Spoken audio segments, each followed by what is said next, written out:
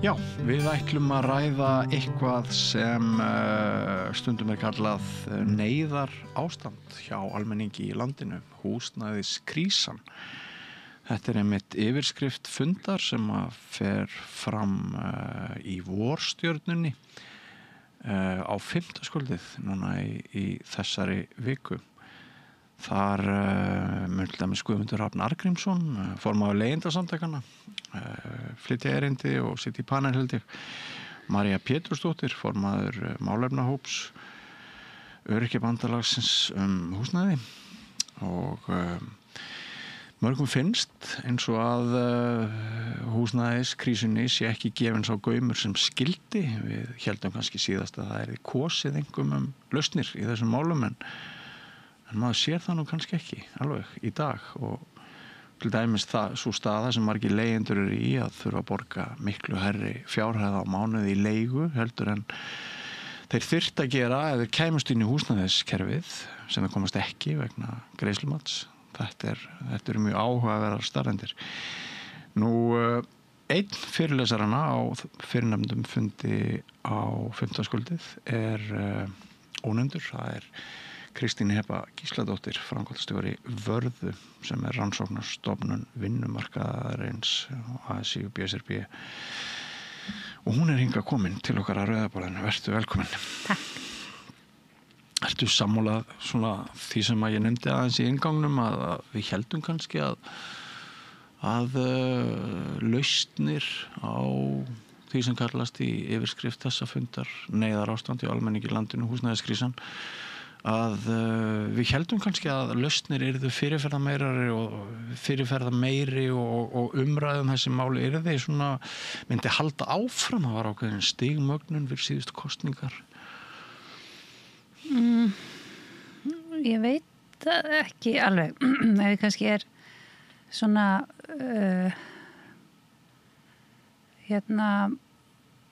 sko nú já, ég hef verið í þessu starfi í 5 ár hjá Vörðu og það var þetta mjög fljótt mjög ljóst þegar fórum að rannsaka stöðu launafólks á Íslandi að þar staða fólks á húsnæðismarkaði svolítið hvolfast einhvern veginn öll máli kringum það. Það var mjög skýrt og þetta hefur málflutningur verkalýðshreyfingarinnar mörg undanfarin ár verið mjög miðaður að húsnæðismarkaðnum.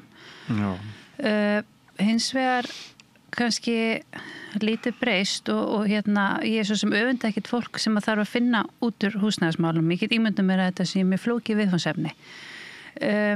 En maður svona smá áhyggju kannski að því að mín tilfinning kannski, þú veist, það sem að við erum að horfa út fyrir okkur gögnum að kannski krísan ekki almenn, heldur mismunandi, eða birtist með mismunandi hætti, mismunandi hópum.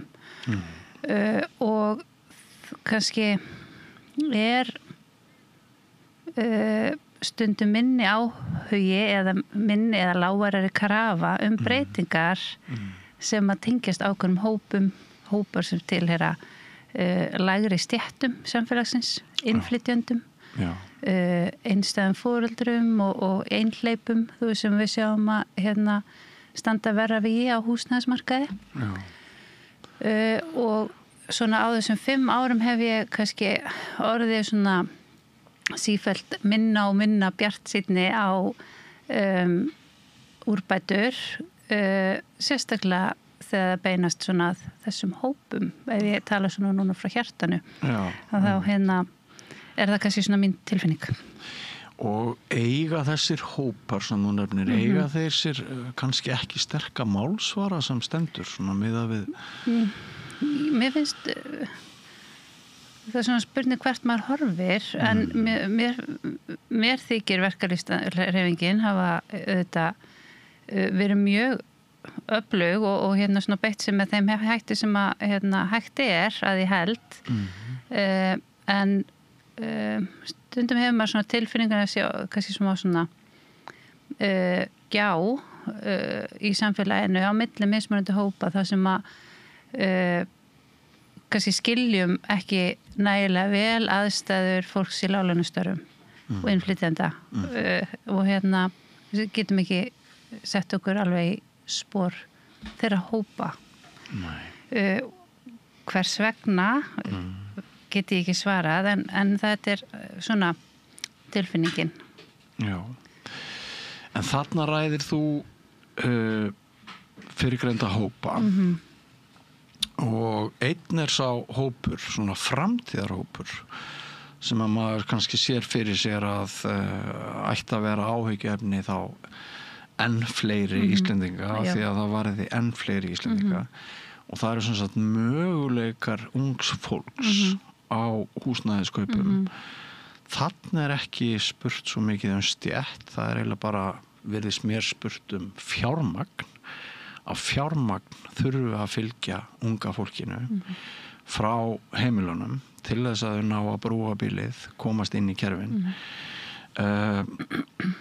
Þarna hafi ekki komið fram neinar svona, hvað maður á að segja, sértækar lausnir. Við erum með Seðlabankann með hávaxtastefnu, við erum með mikinn lántökukostnað, við erum með alls konar svona fjandsamleg skilyrði fyrir því að ungt fólk eigi auðvelt með að fjárfesta svona eitt og óstutt og nær þetta ekki meira og minna bara yfir allt sviði nema fyrir þau heimili þar sem að góður efnahagur foreldrana getur hjálpað unga fólkinu. Ég held að ungt fólk sé í mjög mismunandi stöðu eftir bakgrunn sínum. Að bakgrunnur ungs fólks það mjög mikil áhrif á möguleika þeirra að komast húsnæðismarkað. Það herra hlutfall núna af fyrstu kaupendum sem að fá aðstoð samkvæmt tölum frá Seðlabankanum og það þetta mjög stéttað hvort að foreldrarnir hafi tökað því að hjálpa börnunum sínum inn á húsnæðismarkað. Og ef við horfum og þegar við erum núna með hátt hlutfall af innflytjendum á húsnæðismarkaði, einhleypum foreldrum og einhleypum og ef að þeir hópar eru líka fastir inn á húsnæðismarkaði þá maður kannski áhyggjur af líka afkomendum þeirra og hvernig staða barna þeirra muni verða til framtíðar á húsnæðismarkaði ef að foreldrarnir komast ekki inn á húsnæðismarkaðin að það muni kannski erfast og þá svona ákveðin þú erfir ákveðin að stéttastuð á húsnæðismarkaði sem svona eitthvað sem að við held í sem samfélag höfum litið á Ísland sem lítið stéttskipt samfélag. Að hér hafi fólk tækifæri til að eignast eigið húsnæði koma undir sér fótunum á eigin verðleikum og það kannski en ég bara ekki alveg viss að það sé staðan. Nei. Og mér finnst gögnin leigumarkaðinn styðja það að það eru ákveðnir hópar sem eru mun meira mælanar á almennu leigumarkaði og það svo margt sem að fylgi því að vera almennu leigumarkaði. Það er ekkert endilega að vera þannig að leigumarkaður per sé slæmur. Ef hann stabíl og bara manneskjulegur með gott húsnæði og fyrirsjáleika og öryggi. En það sem við sjáum að því að við höfum auðvitað kannski lagt talsvert mikla áherslu á að skoða stöðu leigjenda sérstaklega og það svo margt sem að fylgi því að vera á leigumarkaði. Við sjáum til dæmis að fólk sem að á leigumarkaði bara mun líklega en aðri til að hafa flutt 3 ára aftar á síðustu 5 árum. Upplifa minna svona húsnæðisöryggi heldur en fólk í eigin húsnæði. Búið meira máli við þunga byrða húsnæðiskostnaði heldur en þeir sem eru eigin húsnæði og öll fjárhagstæða leigjenda á öllum mælikvörðum verri heldur en fólks í eigin húsnæði. Þannig að já, það þannig það rauninni þetta væri hægt að vera með góðan leigumarkað sem að ekki svona íþyngjandi fjárhagslega og traustur en og það þetta það sem við erum að sjá í þessum almennu íbúðafélagi eins og Bjargi að vera að bjóða upp á þannig að það þetta mikil eftirsókn í þær húsnæði sem hafa ekki náð annast en En maður áhyggjur að því þegar þetta verður svona hópaskipt. Það sem ég meðal hans að vísa til, sko, það er ekkert langt síðan greint var frá því í fréttum að 80% stæðust ekki greiðslumat með lágmarks eigið fé samkvæmt greiningu húsnæðis og mannvirkjastofnunar HMS. Já. Það segir mér að 4 af hverjum 5 eru í ströggli og þá var þetta nú orðið svolítið svona víðtækur vandi, ekki satt? Já. Jú, og það er bara, við erum kannski, náum ekki svona snöggum breytingum hjá okkur. Nei. Og þegar við erum að skoða ungt fólk, þá er alltaf, í gögnunum okkar, þú veist, við þurfum eiginlega að horfa til aðeins lengri tíma til að sjá það, því ennþá erum við að sjá bara það vera mjög mikla breytingar á stöðu húsnæðismarkaði eftir 30, eftir 40 er mikil meirhluti launafólks komin eigin húsnæði. Þannig svona breytingar sem eru að eiga sér stað núna á einhverjum kannski 1-2 árum eru við ekki farin að ná utanum, en þetta mun auðvitað fylgja okkur ef að þetta heldur áfram svona og þá fyrir við auðvitað að pikka það upp í rauninni gögnunum. Já, ég skil og þetta verður væntanlega umræðefni fyrirnans fundar á fimmtudaginn. Greiningar sína líka náttúrulega pör standa mun skár þó að vígi en einstaklingar og það er stutt síðan við heyrðum af einstaklingi sem skráði sig í sambúð með öðrum þetta var einhver ungu maður með öðrum ungu manni og þannig að við erum enn náttúrulega í þeirri stöðu Íslendingar við höfum alltaf verið duglega að bjarga okkur Já, og þarna fannst smá smuga en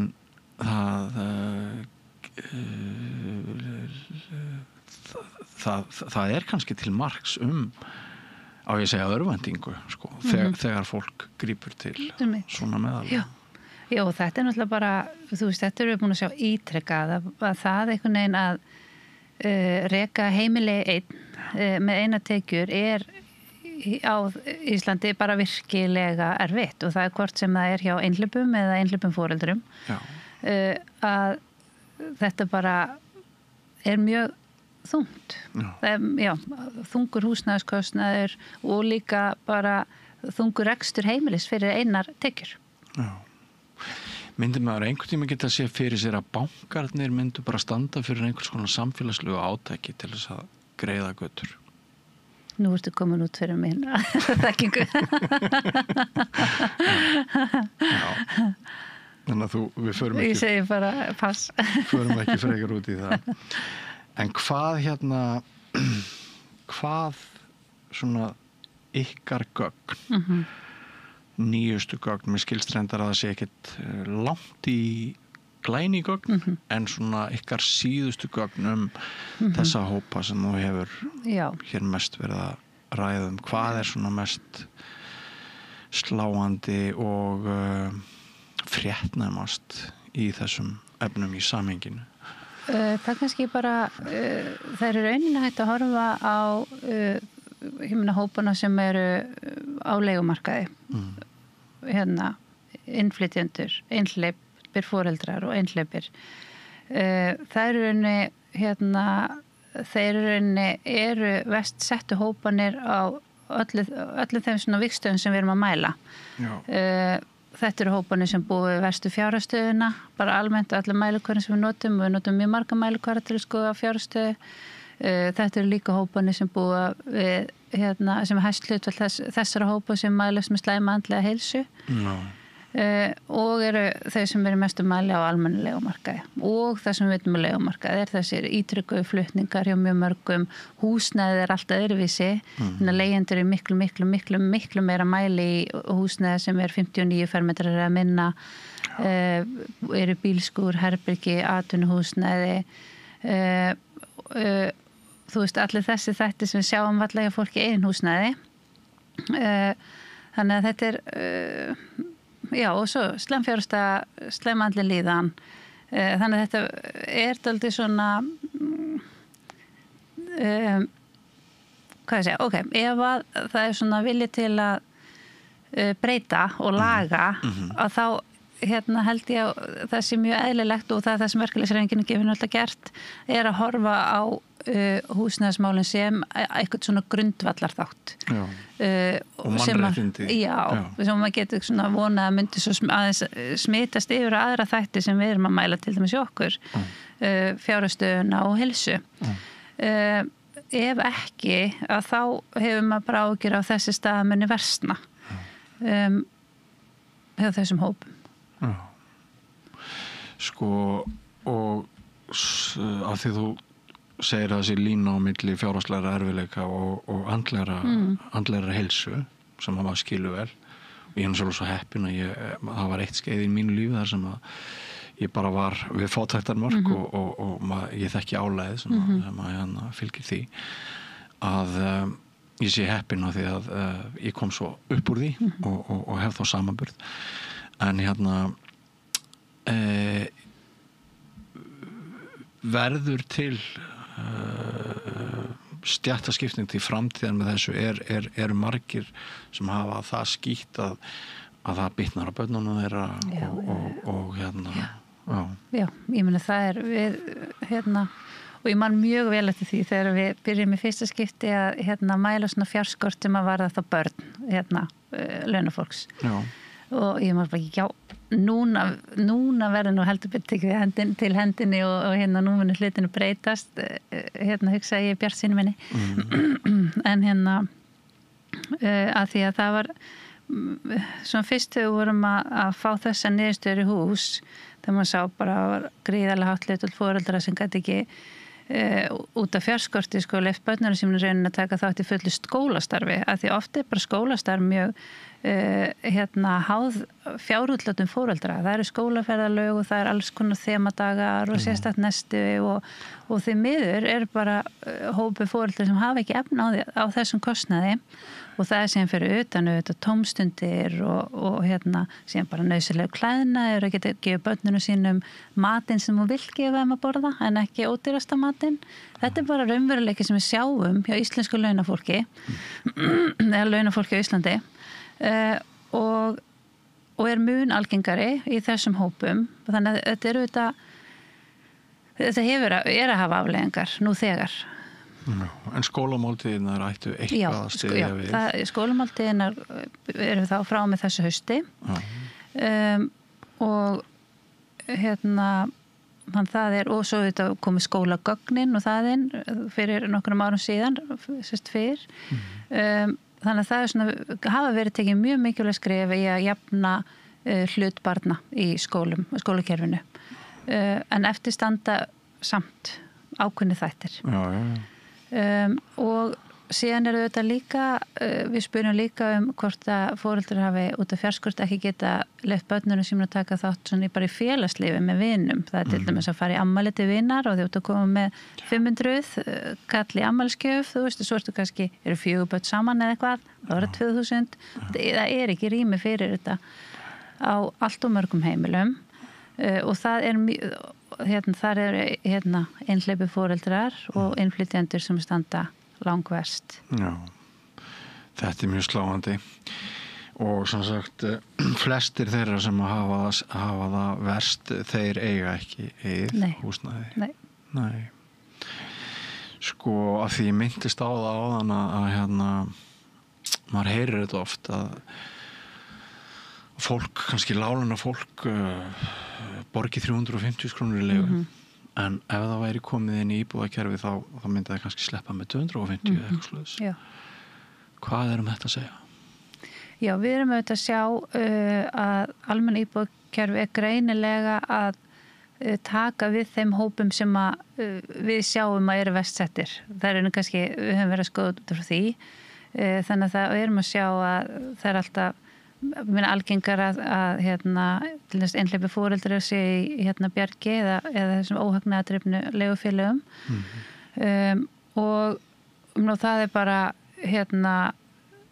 mjög jákvætt að sjá að þetta kerfi sem tiltölulega nýtt sé að grípa á greinilega háréttum stöðum en þetta eru bara langi biðlistar inn í bjarg og margra ára bið Þannig að það eru náttúrulega færri sem komast að en vilja. Hefur varðað einhverja skoðun á innflutningi einingarhúsa? Engan. Nei, því er ljótt svara. Já. Við eftirlátum pólitíkusunum. En auðvitað vitum við, eða við sjáum auðvitað að fólk verður að vera með í góðu húsnæði. Já. En hvort það er eininguhús eða eitthvað annað, það höfum við ekki skoðun á, en það er mikilvægt að fólk sé í góðu og tryggu húsnæði. Já. Stundum heyrir maður að það sé einhver lóðir fyrir hérna, þannig að sko brotalamennar eru víða. Já. En eru sko, af því að einn þeirra sem að mun hann að ræða málin á 15-skvöldið er Guðmundur Hrafn Arngrímsson sem er formaður leigjendasamtakanna. Kannski kemur hann hér í spjall líka síðar í vikunni, ég veit það ekki. En sko, er eitthvað viðhorf gagnvart því að leigja? Hafa ykkar rannsóknir einhvern veginn hefur verið spurt einhverja svona spurninga hvort fólk upplifir það sem tap að vera á leigumarkaði af því að hlutskiptið er svo mismunandi? Já, akkurat. Nei, við höfum ekki gert það, en og ekki svona höfum ekki sko spurt í könnunum fyrir launafólk svona runni fordóma eða þú veist hvort að fólk hvernig það bara fordóma. Já. En við höfum verið að gera tvisar verið að skoða stöðu fólks hérna sem er á örorkulífeyri og endurhæfingarlífeyri og örorkustyrk. Og þar höfum við verið að skoða fordóma og það er auðvitað hérna, það er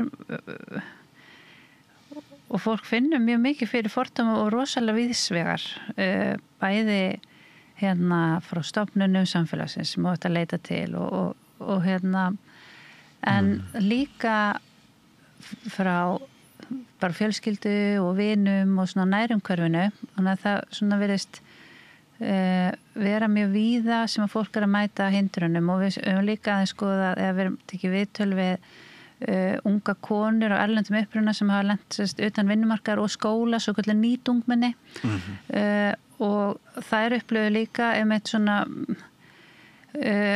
fordóma og svona kannski skeytingarleysi myndum að segja hvert og reyna aðstofa þær og hérna reyna að leita leiða en ekki bara nei stopp hér og hérna þú finnur út úr þessu sjálf sko og mér finnst að í rauninni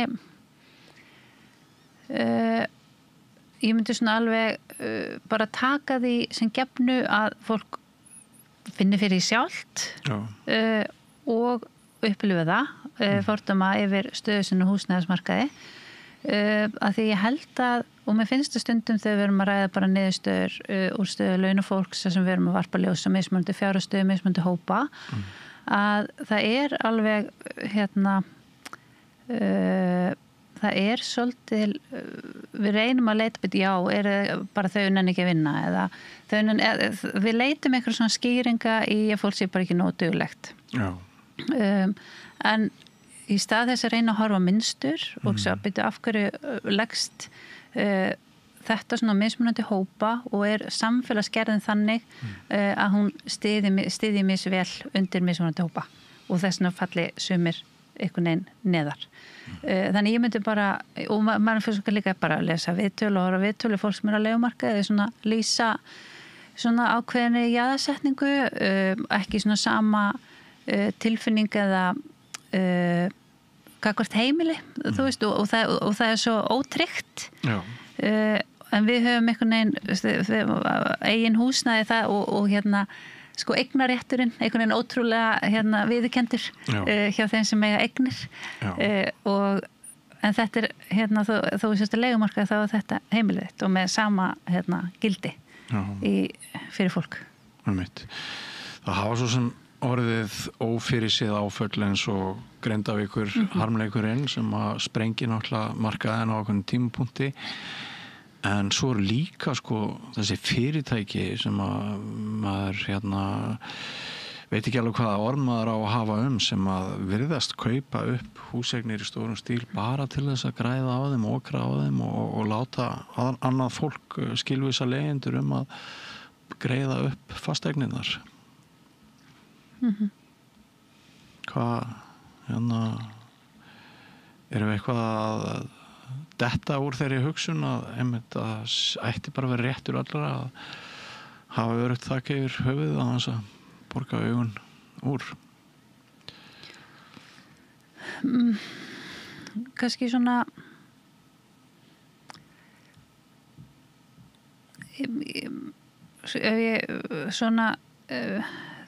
svona vangaveltunar eru hvort að það hvort það sé verið að réttlæta það að því að beinist að ákveðnum hópum sem að eru undir. Sem liggi við höggi einhvern veginn. Sé samfélagslega viðurkenndara. Já. Og þar komum við kannski eftir að þessu fordómi. Já. Einmitt. Já. Þetta sannlega áhyggjuefni en gott að fólk að ræða þetta uppátt og snjallt að hafa málþing þessi mál.